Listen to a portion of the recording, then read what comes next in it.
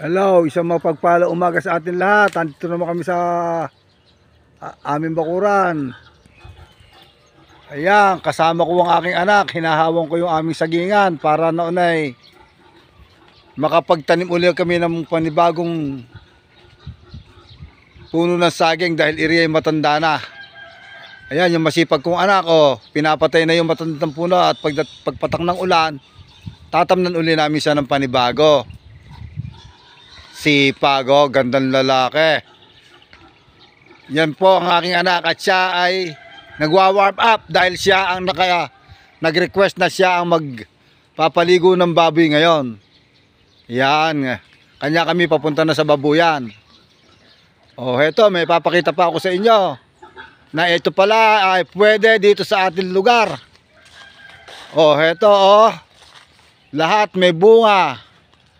Ang aking pinya, ayan, mga may bunga na malalaki, ayan, ayan, lahat may bunga, ayan.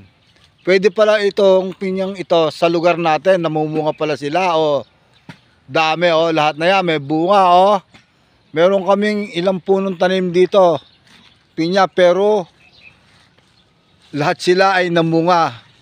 Ito, kagaganda, ayan. Kanya sa inyo mga kababoy ko, kung kayo may bakanting lupa at walang naitatanim, pwede nyo siyang tamnan ng pinya. Ito, katulad ng bakante na ito, yung may-ari, kung walang maitatanim, pwede palang tamnan ng pinya yan. Namumunga pala ang pinya sa lugar natin.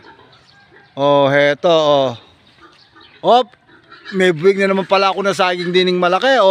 Mga ilang araw, aanin na naman si kababoy ninyo.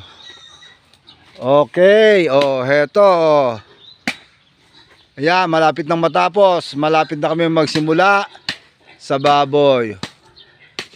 Okay, hanggang dito na lang ang ating maiksing video. Kung kayo ay may pagkakataon, sana naman kayo ay mag-subscribe sa aking video, mag-share at mag-likes. Salamat! Hanggang sa muli!